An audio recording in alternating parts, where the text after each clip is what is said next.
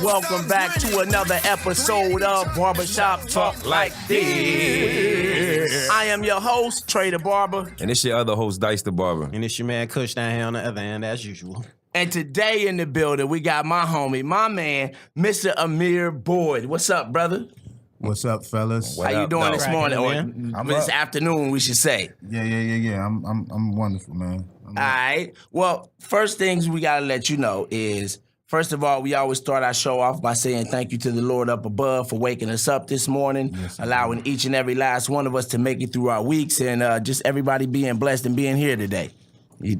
All right, amen. Can I get an amen? Amen. I mean, damn, you know what I'm saying? I thank God for all this, and nobody said amen. All right? Now, secondly, we always start our show off with a shot. Shots. All right? Take a shot. So, you know, we're going to pass it. I got whatever you want. We got some tequila. We got tequila. Tequila. What you want? Tequila, I want that. That's vodka right there, right? Yeah. Tequila and champagne, the only things I drink. So what's up, Amir, man? I've been trying to get you on the podcast for a minute. Finally got you up in here, man. I appreciate you taking the time out your day. Come hang out with your boys, man. Yeah, I'm glad y'all had me, man. I've been, I be on planes and trains and automobiles, so, That's right, because I'm about to discuss your title. Now, you are the Senior National Director of Urban Promotions. Is that right? Yeah, that's correct. And who is that with? Shit. Fuck that title, man. I mean, it means something, but it really don't. But I work for Interscope Records, and I don't need I just need straight up. Yeah, that's you right there. And basically what I do, have you ever seen that movie Get 'Em to the Greek? Yeah. Yeah, so I'm basically that guy. Puffy? Or the Puffy. dude getting them to the Greek? Dude getting them to the Greek. Okay. But is like, that's like some of it. You know what I'm saying? It's just like a little piece of it. Out of all movies that have ever shown, that's like the closest thing to can say. So before that movie, had you stroked the furry wall? I've never. I was getting ready to say I've never stroked anything furry, but then I got a couple of kids. That would have been a lie. All right, so everybody raise your glasses. Let's get this show kicked off the right way. Salud, salud, salud, Salud. Normally I take mixed drinks, normally I take shots, but today I felt like doing a mixed drink. Yeah, we got a whole cornucopia. Yeah, you know what I'm saying? Like So, hey, you know what I'm saying? We got to mix it up. You know what I'm saying? Brought the bar. Listen, I've been up all night long. Why the fuck you been up all night long? So I was prepping for the podcast. Then I was playing Madden. And then, Yeah, that Madden to do it. I was headed to bed about 5:30 this morning, and me and wifey kind of started beefing. So fuck it. Adrenaline was rushing. I couldn't go to sleep after that. So maybe I love you. Listen, I love you. Listen, shit happens, baby. Listen, I love you. We bump heads, but you still my ride or die. How long you been married, yo? I've been married for 13 years. 13, yeah. 13. Yeah, arguments happen. Know what I mean? And you married 13 years, like everything is not hunky-dory. You know what I'm saying? Listen, bro, I've come a long way. You know what I'm saying? Believe it. Testify. I've come a long way. Because there was times, bro, we'd be arguing and we wouldn't talk to each other for weeks at a time. Like, man, I don't do none of that. I say what I got to say. I apologize and let shit be what it is. You know what I mean? I've been married 18 years, bro. Right on. Yeah, so it's arguments. It's going to be arguments. Listen, but, me and my wife both over 40 now, so I'm almost 44. I'll be 44 next month. Right on. And see, I'm 42. Yeah, so when you get to be over 40, like, and you just don't care about a lot of shit. All you want is your peace. So you learn how to take L's. Right. Like, that's a part of adulting. Yeah. But when you young, you ain't taking no L's. Right. Everything.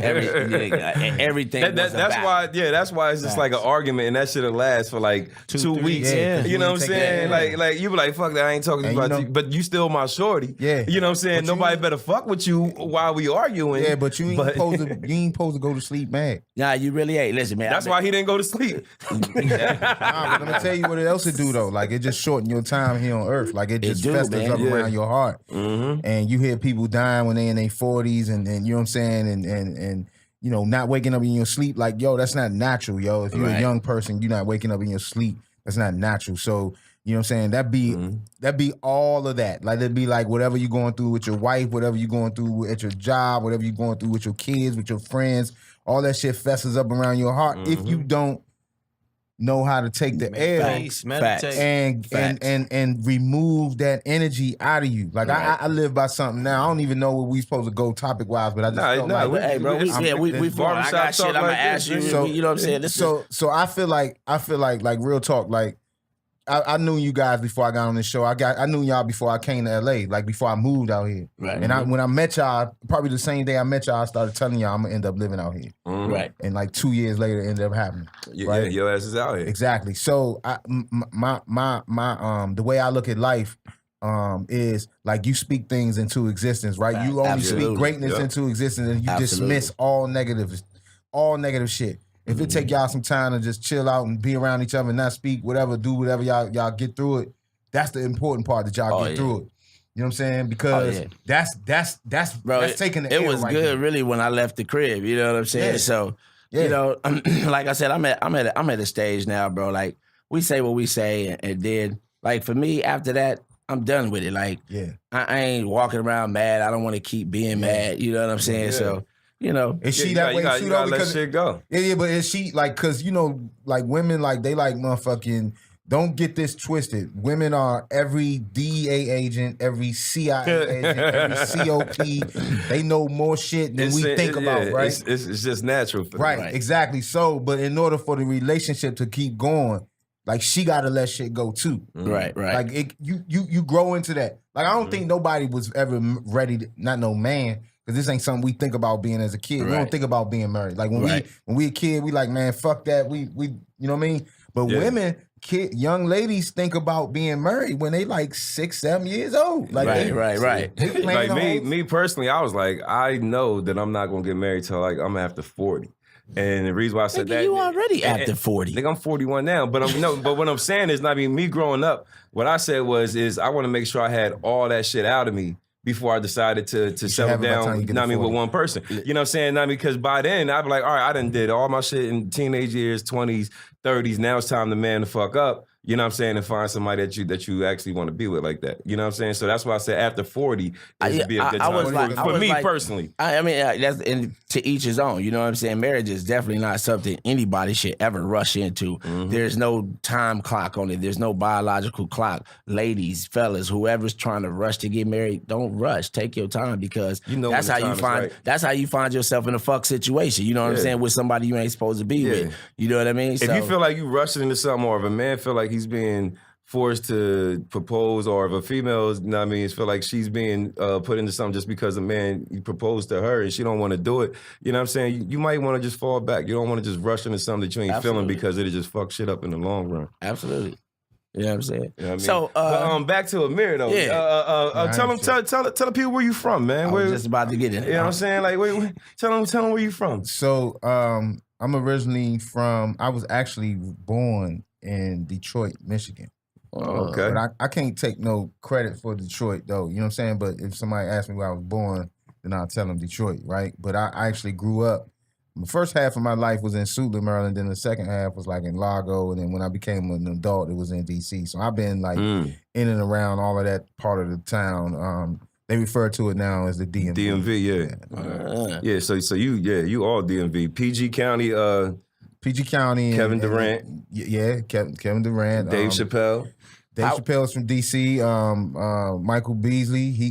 Martin. Yeah, Martin. He's from Landover.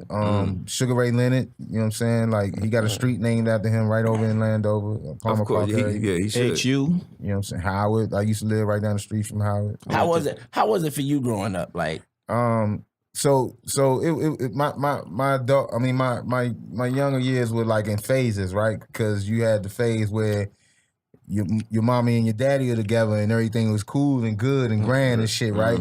You living in the hood, but you still kind of like the first in the neighborhood to have a computer, the first in the neighborhood to have a, you know what I'm saying, remote control because you got that mom and dad income. And not only that, but they yeah, exactly. But they was like, when my dad worked for the government, my mom worked for the government. If you live in the DMV, likelihood of your parents had worked for the government is very likely. So my people was working for the government and they was beasting at it. So they was getting money, and I was going to Saudi Arabia when I was like 10 and spending the summer overseas and you know what I'm saying? Oh doing all that kind of shit. You was one of those kids. Exactly. But again, you know what I'm saying? Like it still, don't get it twisted. Like we still was in a rough little spot. Right. Yeah. But so when Dad leaves, we done already moved to the suburbs. So when Dad leaves, this is when I met y'all homie, G. Yeah. So when the dad leaves, life changed. You know what I'm saying? You go from having nice houses to living in people's basements and borrowing clothes and, you know what I'm saying, and getting assistance and, just like being house to house to house to house. Like, motherfuckers don't even know. Like, G matter of fact, I just told G this a couple of months ago about how my senior year, I was living from house to house. He didn't even know that. You know what I'm saying? Like, you don't share that with your homies when you growing up. Yeah, because you don't want nobody to think you're struggling. Exactly, you know but especially if you popular. But my mom, and I definitely, but my mom did everything she could. You know what I'm saying? Like she had enough. I got a younger brother who's 4 years younger than me, so it was a struggle. He was in middle school. I'm in high school. We kind of bouncing around. Like she was dealing with a lot, but it's still, I had a grand time, bro, and I wouldn't change none of it. Even the fact that Pops left, I wouldn't change it. So would you say, because you basically was up, went down, and then came back up. So now it makes you appreciate, life, and everything else that comes along with it. Absolutely, man. If I didn't have like my mom and my uncle, you know what I'm saying? Like my uncle, like he stepped in. You feel me? Like he stepped in. Matter of fact, he was always there. You know what I'm saying? Like my dad, even when he was dead, like he wasn't really there. You feel me? Mm-hmm. Like he wasn't there for me. Like he took me around the world. Don't get me wrong. Like I'm not discrediting some of the shit he's done, but you know what I'm saying? Like, I played football from the time I was 7 till I was 12 years old. My dad came to one game and sat in the car. Damn. So that's not like being present to me. Right. You know what I'm saying? That's just being a you around. You literally just around. But again, he taught me some other shit. He taught me how to, work computers. He taught me, like, the first computer I ever used was via him. You see what I'm saying? Like, so you got some things from him. I got some things from him, absolutely. He got a street named after me in North Carolina, right outside of Charlotte. Like, you know what I'm saying? So I learned some things from him. Like, named after you? Yeah. I got a Amir Circle in Matthews, North Carolina. It's like right outside of Charlotte, North Carolina. It's like a couple of minutes away from where Michael Jordan was born and shit. So real quick, why did they name a street after you? My granddad was like a pioneer in the neighborhood, and he helped the neighborhood become. It's actually one of the first black neighborhoods in the country. So he helped the neighborhood get like water and all that kind of stuff. And then so my dad, you know what I'm saying, ended up being a part of Habitat for Humanity, and in Charlotte, North Carolina, and they was building houses and shit. So he named one of the streets in his neighborhood after me. My dad also, you know what I'm saying, like designed the county seal for Charlotte, North Carolina when he was like, Mecklenburg County. He designed that county seal when he was young. You know what I'm saying? Like that's the shit. That's so dope. So I mean, like that's so like you have a different story as far as like an absent father or a present and then an absent father, because your father it sounds like he had his head on straight. He was working. He was smart. He was doing shit. I mean, compared to a lot of other people losing their dad to hustling and it wasn't no street shit. It wasn't no shit. He was setting you up. I mean, I felt like my dad, this is how I look at things. My dad was a dreamer, right? Right. You know what I'm saying? My dad was a dreamer. My mom was a worker. You know what I'm saying? So my dad used to try to match the dreams up with the work, and a lot of times that didn't work. But that's what happens when you're a dreamer though. Like sometimes the shit just don't add up. But my mom was always a worker. So I feel like I got both of they characteristics inside of me, because yes, I'm a dreamer, but I work for every fucking thing that I got. Yeah. You know what I'm saying? So it's just like, it'd be me and God. You know what I mean? Like, so, I feel like I got the best of both of those situations, except that, like, me being a dad, like I learned a lot of what not to do with my kids. Right. You know what I mean? Based upon what, I was taught or showed from him. Yeah, so it makes you really, really want to be there, because you think of some of the little things that your dad taught you. If he would have been there the whole time it would have been a lot more. So now you see, like, are you kind of looking at it like, oh yeah, absolutely. like, listen, like I'm just gonna stay in my kid's life because I'm a man, first of all, but I want them to learn more than what the fuck I learned. Yeah, me and my wife went together. Like we separated, and it's interesting you even mentioning that shit. Me and my wife separated for like 3 or 4 years, and we, you know, one of the things that brought me back to the house, among other things, was like, man, like, you know, I got daughters and I need to be around them. You know what I'm saying? Like, I can't have no other man raising them. You know what I'm saying? I can't have no other man with the opportunity to may do some fuck shit, and then I'll be beating myself up over my head for years about that because I couldn't deal with a mom or whatever, or I wanted to be fucking other bitches or whatever the case may be, right? It wasn't, none of that shit was worth it. You feel me? So I went back, and it's interesting. Like, I was reading today, I got a daughter to go to USC right now, and I got another daughter applying, and I was reading her, and she probably gonna kill me for it's a proud day. He rocking all that USC gear always. Too. But she I was reading her essay, and she was talking about you know, that period of time when me and her mom went together, how strong, how hard it was for her.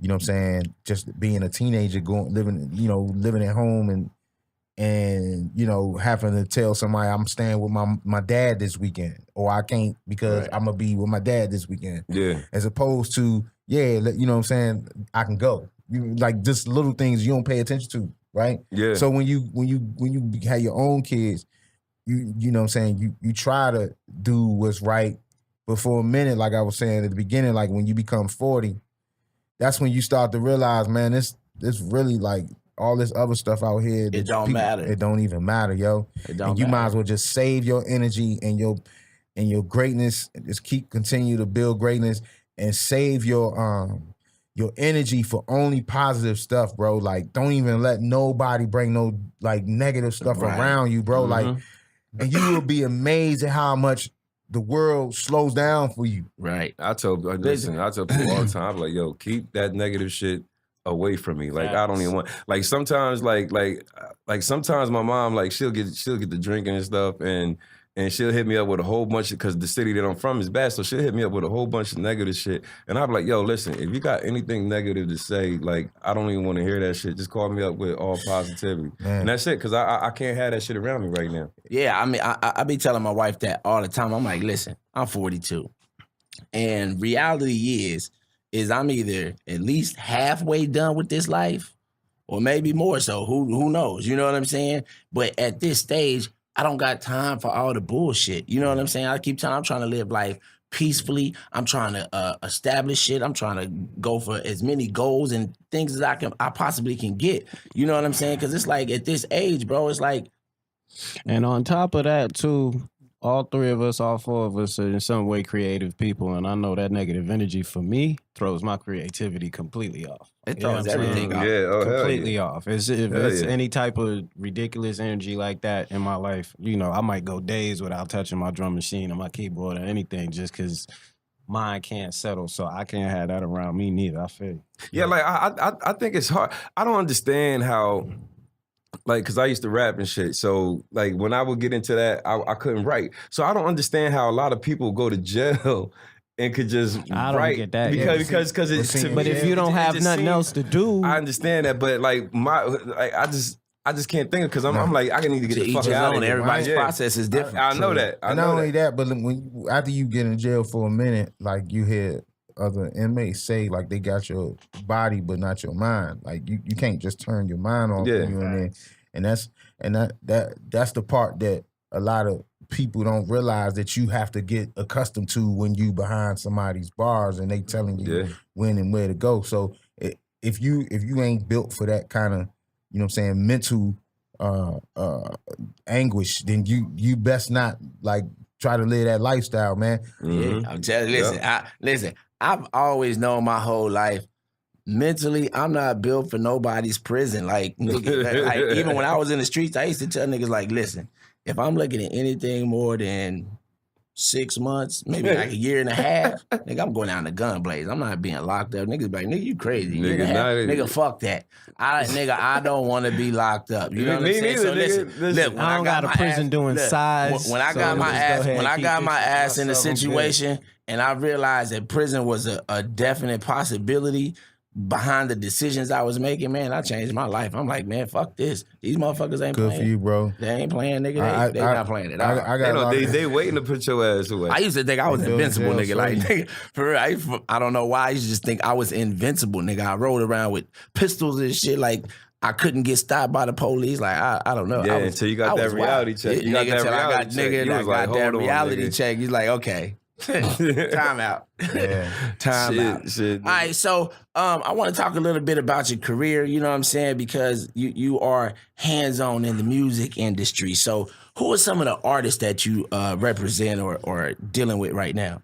Right now, I represent at Interscope. We have TDE. Well, we have Kendrick, we have J-Rock, and we have Schoolboy Q from TDE, and then we have Rich the Kid. We have Jay Critch, who's an up-and-coming star that's about to be, super out of here in a minute. He's already on the cuff of that. We have Black. We have J. Cole. We have Kaz. We have Boz. We have, what's her name? Ari Lennox. We got LMA. Ooh. We got Amber Mark. We got Tory Lanez. Everybody know about Tory Lanez right now. He been popping last couple of days. Yeah, the little battle that's going on. What's the guy? What's the kid's name he battling with? Luka Joyner Lucas. And he went at Pusha T the other day too. Man. Well, he asked for Push, but Push hasn't given him anything yet. Joyner Lucas, that's the dude who did the Eminem. Listen, man. Joyner Lucas was, I think he was on Compton CD. Every time I turn around, it's a different artist. I can't keep up with these niggas. Yeah, it's a lot of, we got Juice WRLD, we got Sheck West, you know what I'm saying? Like, it is a lot of music. Interscope is like the new Def Jam. Yeah. Like, it's like, honestly, like back bro, in the like, day, Def Jam had everybody. Honestly, like for me, it's so hard to keep up with everything that's out there. Like, I get on my Apple Music, you see what's news coming out, and before you get a chance to really even listen and digest that particular project, shit, there's like, at the same time when you downloaded that one, it's like 4 other ones that you downloaded. I mean, you can't be mad at the internet, bro. The internet made the world smaller. Like, we sitting here doing a podcast. I ain't mad at and it, there's some shit that we couldn't even done 10 years ago, right? But the reason that it's like that is because everybody thinks they can do it. So because everybody thinks they can do it, it's going to be a lot of people who seep through that can't actually do it. Yeah. And they going to make their music, bro. And even if they not on a major label, they still putting their music out because the world and the internet is so much smaller. Yeah, and you don't have to wait around on labels to do stuff for you no more. But there's no filter. So there's no. It's not really. It shouldn't be. There should be quality control. That's not what I mean. Yeah, not really a filter. That kind of brings me into my next question. There's no cultivation. There's no curation. The little Spanish girl. That little Spanish girl. She hard. And if it wasn't for social media, she probably wouldn't got on. I'm so glad that hip hop is like what you saying. Like you saying it's so much. I'm so glad that that's the case. Because like when I was coming up, it wasn't like that. No, it wasn't. You know what I'm saying? Like it's totally. I feel like I'm out the loop because it's okay. Everybody start talking about something like I'm like, who? It's okay. It's okay. It ain't all for like you. Everything. Right. So that actually kind of segues me into my question because I wanted to ask you, like, for you personally, working in with artists, what do you look for, or what do you think that makes that star? That sets, you know what I'm saying? Because there's so much music out there, so many artists. Yeah. What separates, you know what I'm saying, that star from everybody else? So there's a couple of things to me. Like, I think the star thing, like back in the day, it used to be like, yo, you can walk in a room and, you know what I mean? And you can, everybody want to know. Right, you can feel it. That still exists. But there's also hunger. Right? Mm-hmm. And when I mean hunger, I mean drive, like motivation, like yo, I'm at the studio working. Like I'm on tours. I'm talking to promoters because I'm trying to get on these tours. I need a new agent, or I gotta go find me an agent, or I need because I want. and I'm gonna get because not the I need somebody to do all of this for me. Like not that. Right. Yeah. That's not right. That's not how you become wonderful and great and on your songs on Spotify popping, because you're not relating to nobody if you got everybody trying to do shit for you. Right. Like the people that people, because I respect hard work over talent, because it's a lot of talented people that's sitting right at home watching this, right? Spoiled. Yeah. But whoever's hard working, they may be watching this, but they got something right next to them where they working in 1 and 2 or whatever. Like, you know what I mean? Like these kids, man, I done seen them all. Like, you know, they start out with a record and then they don't want to do no work.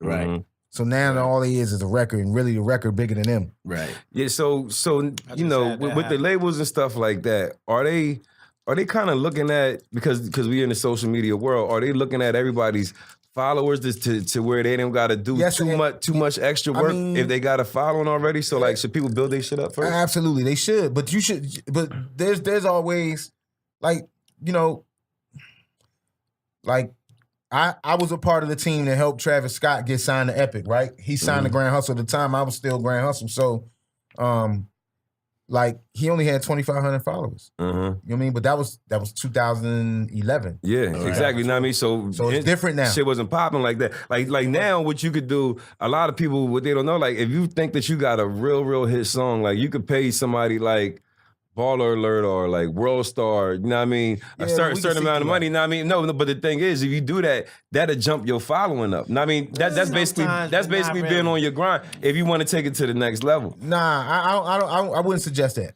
I would suggest if you think you got a record, right? You know what I'm saying? Go perform the record in your city.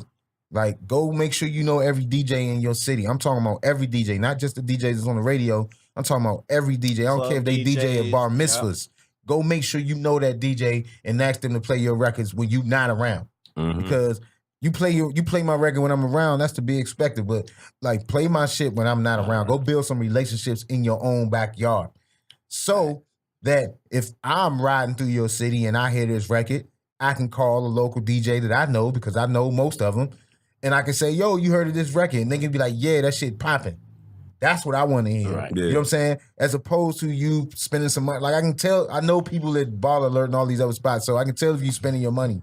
You know what I'm saying? I can read through that. Like, you know what I mean? I ain't new to it, so I can tell when it ain't authentic. Yeah. And that's what you want. You want authentic people. Like organic. You got people blowing up. So like Sheck West. Like with some of those sites, like if your shit is popping, they'll throw your shit out there without you paying for it. Nah, everything ain't about getting, like, spending money. Like, if you cannot avoid what's dope or what's culturally relevant. Like, but you do got to spend money though. Yeah, I'm scared money don't make nothing. You got to invest in yourself. Absolutely. That's not what I'm saying. You definitely got to invest in yourself, because if you want to be a star, if you want to be an artist, you need to have a studio, or you need to have equipment for a studio. Yeah. So you gonna have to spend that money. You know what I'm saying? Like, that goes back to what I was saying about expecting people to do shit for you. Like, nah, man, go learn this shit. Like, go be all of that shit. You know what I'm saying? Yeah. So I feel like there's a greatness in, you know, all of it. Like, you know what I'm saying? Just the whole process of it. Like,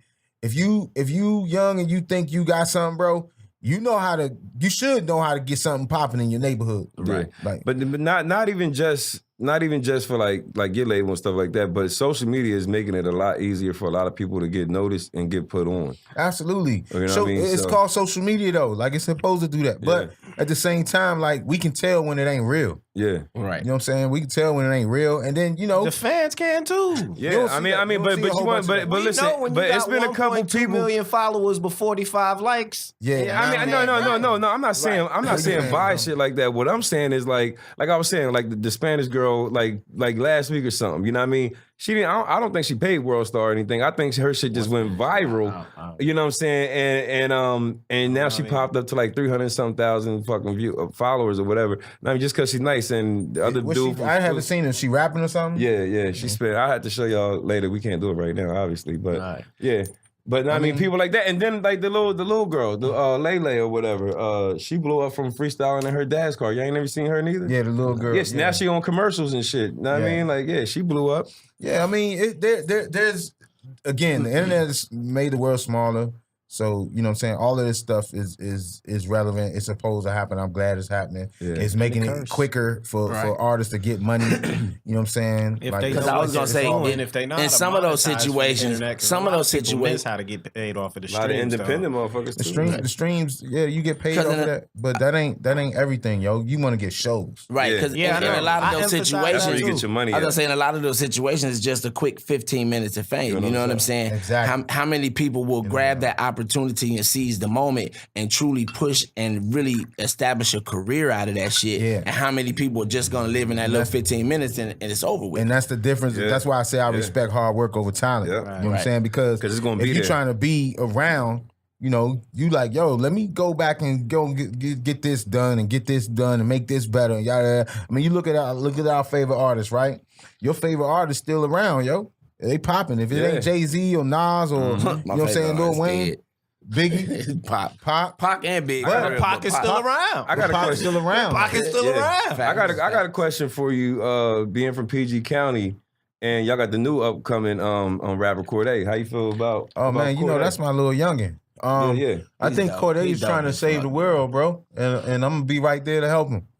I think he's gonna be around for a while because he got a little old school and new type of vibe with him. You know, that kid is amazing because he's captured what the young people want, but he still spits those lyrics like what an old nigga like me could understand. You know what I'm saying? Can understand and really appreciate, man. Like you truly appreciate the music and the art that it really takes to be a lyricist. You know what I'm saying? But he also grew up around, you know, some realness. Yeah. You know what I'm saying? So when you grow up around realness, like you tend to gravitate to things quicker that may not be for you. Mm-hmm. You know what I'm saying? Like I know for me, like I grew up around some realness. So I was hanging around people 4, 5, 6 years older than me, and they was showing me and putting me on the shit that I wasn't really supposed to be around, but I caught it. Mm-hmm. And I ain't always did what they did.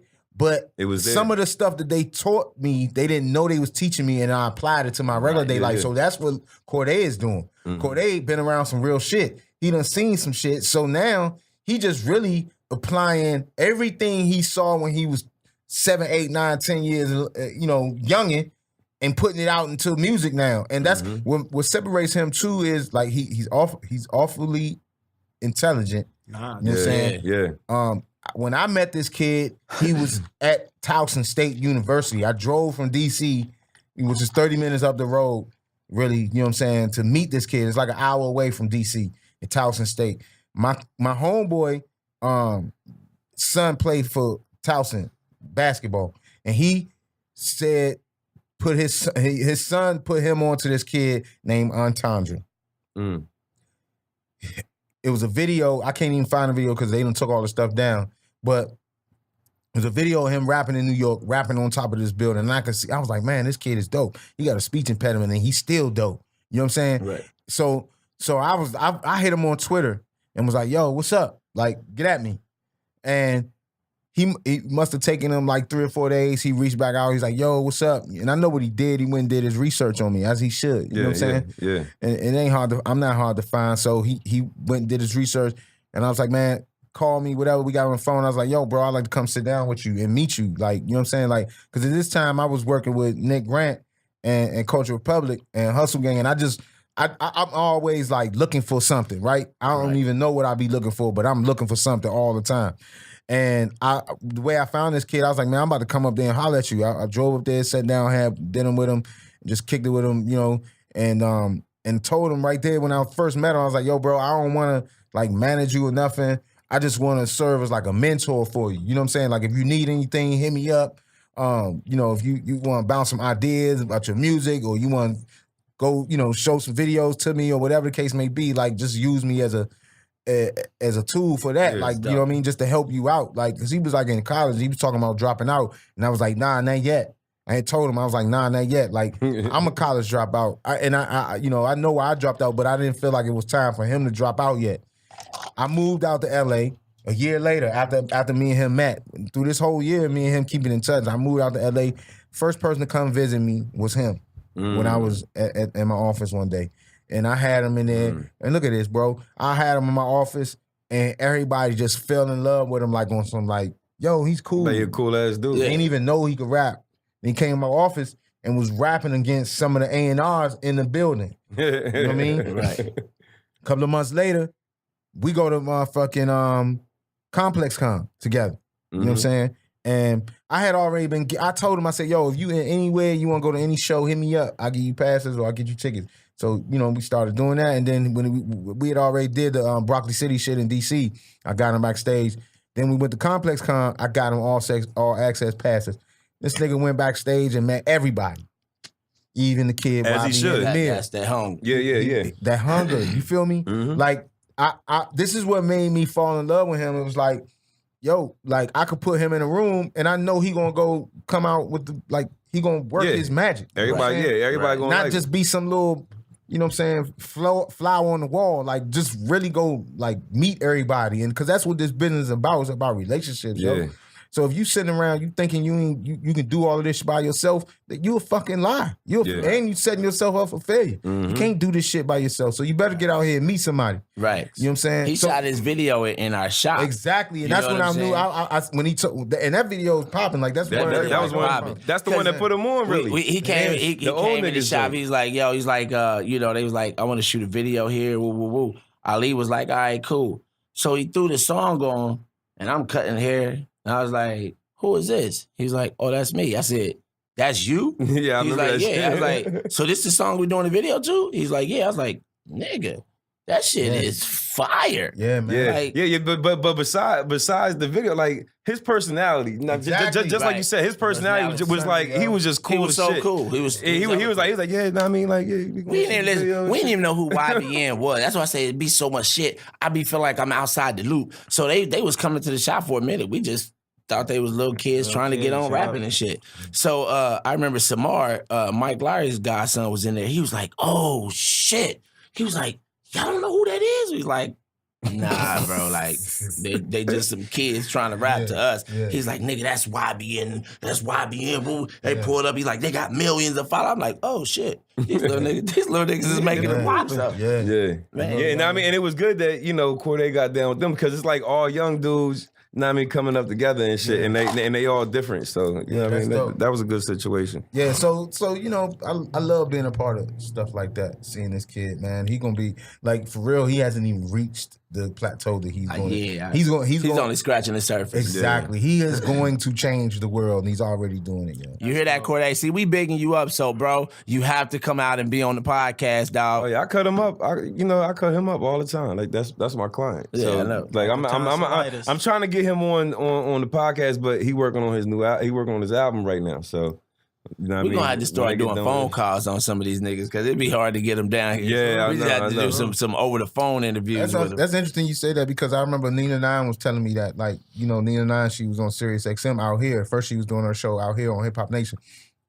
And then she moved back to New York. And I was like, well, why you move back? She was like, yo, you would think it would be easy to get these artists to do stuff out here. She was like, but it's not. She was like, when they in LA, they just want to be in the studio. Mm-hmm. And she's like, in New York, they kind of move around a little bit and they know they got to do it. So they end up on everybody's itinerary. She's like, but in LA, it's like they either want to go to the club or they want to go motherfucking to the studio. Yeah. She's like, it's locked in. It's hard. It's hard to get these niggas committed to shit like days in advance, and it'd be like last minute shit. I mean, but the thing is, last minute shit might pop up for them, and they can't do it. And I understand. You know what I'm saying? It's like, yo, I gotta fly to fucking London today. Like, it do be like that though. Yeah. It do be like that. Because we've been trying to get me on here, and I'm an executive. Like, I move around, but not nearly as much as them niggas be moving around. Hell yeah. So I get it. So I do want to ask you, like, with all this mumble rap shit, you know what I'm saying, being the new thing, trap music and all this and that shit. You can't call it mumble rap shit. Listen. You call it mumble rap. Dice, just let me talk. You know what I'm saying? I'm not shitting on them. Listen, I'm not shitting on it because I like it. You know what I'm saying? I'm not saying it's terrible. You know what I'm saying? I just feel like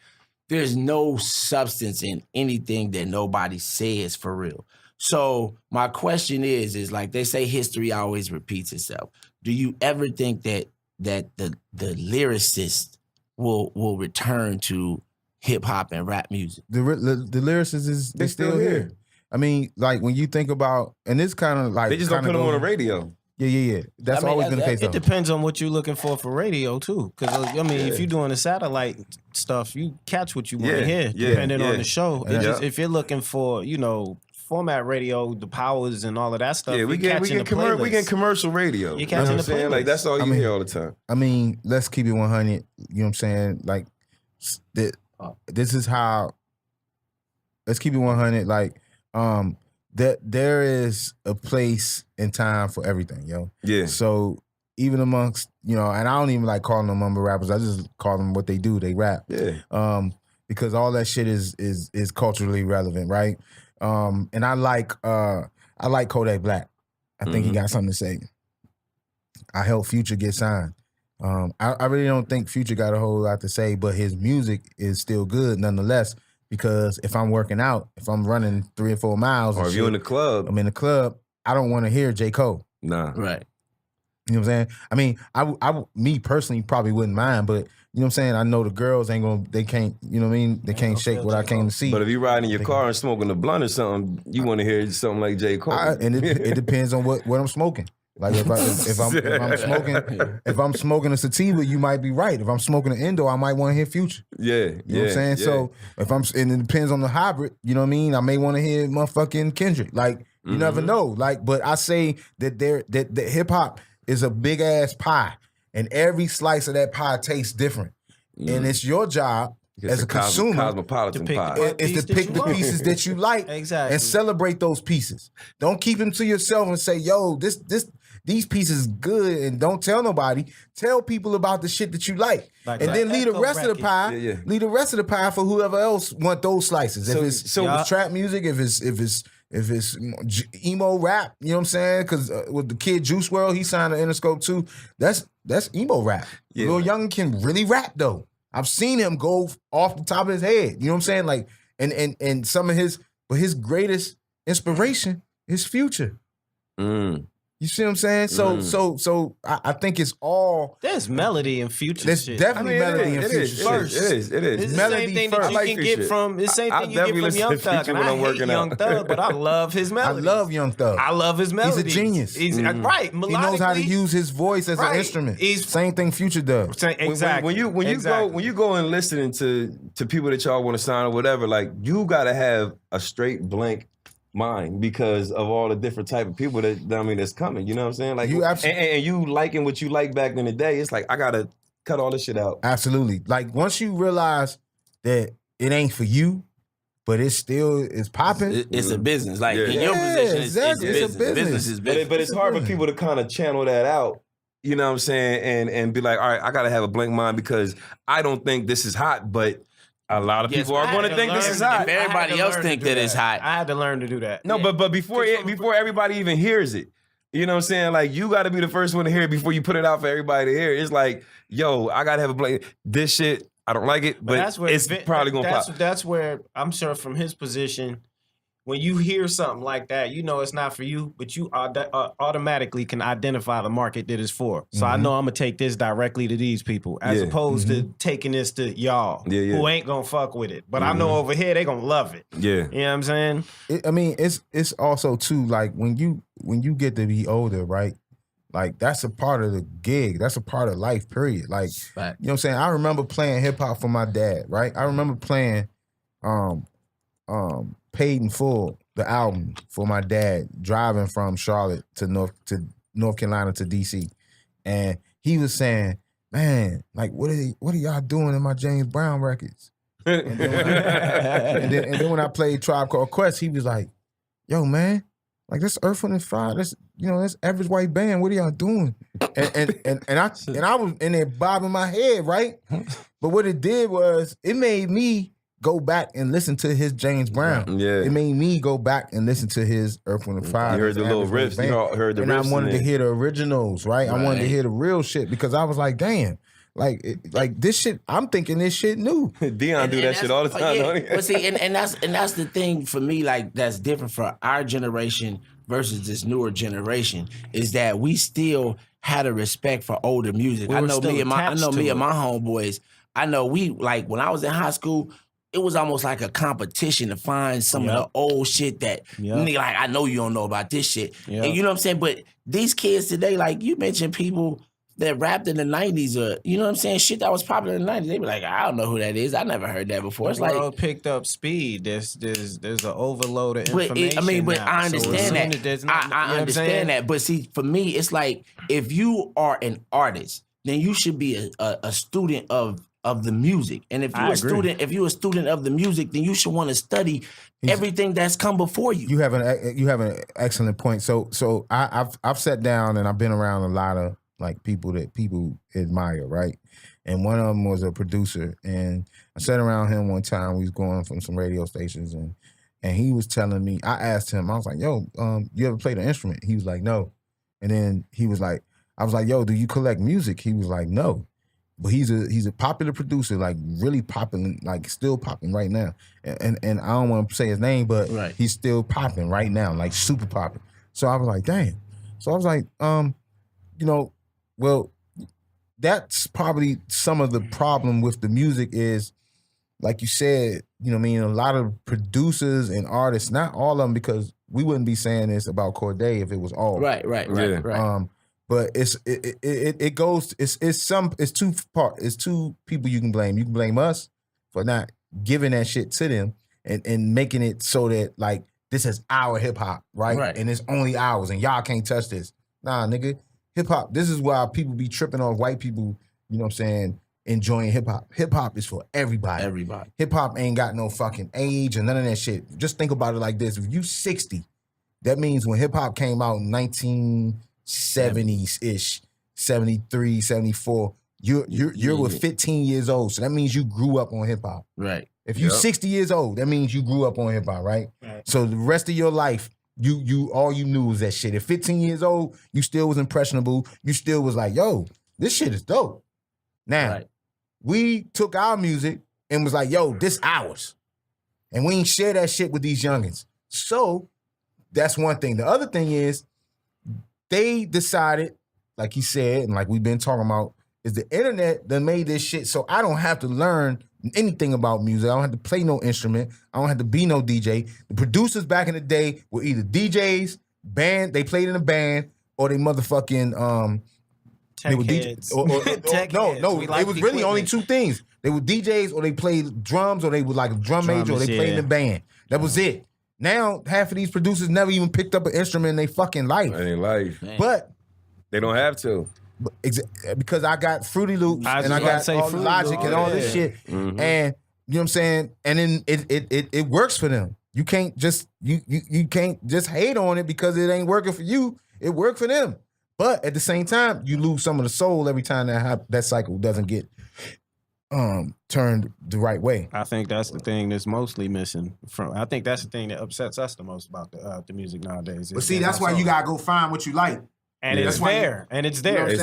You like it. It's there. It's definitely there. You just got to know where to go. And, you know, that's the gift and the curse with the internet nowadays is there's so much information. You have to know where to go to find your lane. But the shit is available. But it's all of that shit's available. But hip-hop always been like that, though. Yeah. Hip-hop has always been the stuff you got to go find. Like, it's like once it gets to a certain place, yeah, everybody got it, but it's always been like you gotta go find the real shit, like the real rap. Yeah, you gotta go deep, and it ain't on the radio. You know what I'm saying? Like Nas ain't had a whole bunch of success on radio. Not at all. You know what I mean? But I'm loving that Echo record. Scarface ain't had a whole bunch of success on radio. 8Ball MJG ain't had a whole bunch of success on radio. UGK, I can go on and on and on. But you still love those artists, yo. Yeah, facts. I mean, let's keep it 100.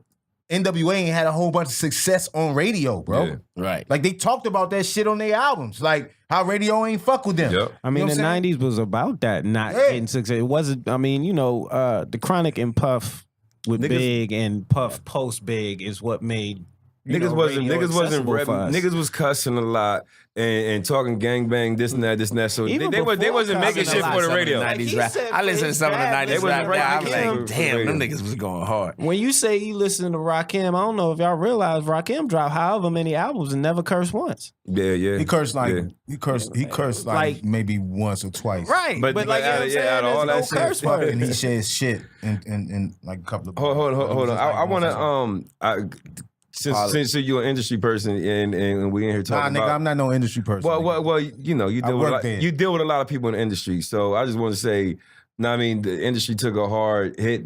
Last week with the passing of Kim Porter. So I just want to say, a rest in peace. You know what I'm saying? I used to work for Bad Boy. Kim Porter. Yeah, I used to work for Bad Boy. Yes, rest in peace to Kim.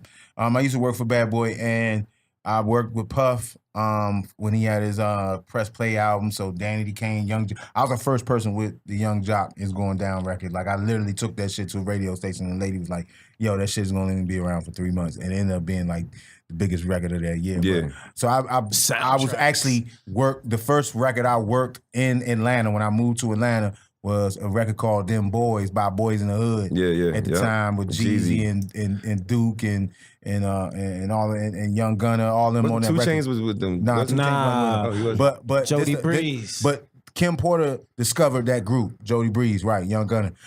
Kim Porter discovered that group. You know what I'm saying? So I've been around her a lot of times. Like she still was here. She was like, "Hey, what's up, man?" Like, you know what I mean? It was genuine love. Yeah. Always a party. Seemed like every time I was around her, like it was a party going on.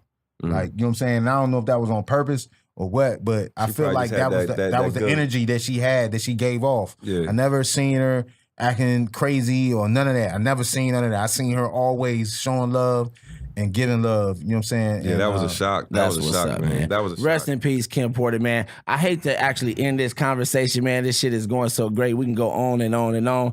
Amir, man, I really appreciate you coming through and spending this time with us, man. Taking time out your day again just to hang out with us. Tell the people where they can follow you at. Give them your handles and everything. I'm on Twitter and I'm on Instagram. And it's at AmirKhary, Amir Khary. Yeah, that's where I'm at. There you go. You can follow Amir Khary, man. Now, don't be flooding his inbox with bullshit. Right. I listen to everything. If you're going to send him some music, send him some real shit. Yeah, no. I mean, send the bullshit too, because at least bullshit lets me know that it's still bullshit out here. I'm about to flood your inbox with some bullshit, bro. All right. Hey, well, this has been another episode of Barbershop Talk Like This. I'm your host, Trey the Barber. And this your other host, Dice the Barber. Kush in the building. And we got Amir over here. Yeah, I wanted to say that barbershop talk. Let's run it back. Let's run it back here. And thank you for tuning in, because this has been another episode of Barbershop Talk Like This. I'm your host, Trey the Barber. And this your other host, Dice the Barber. Kush is in the building. And Amir Khary Boyd is in this biatch. And we out this motherfucker. Follow Barbershop Talk Like This at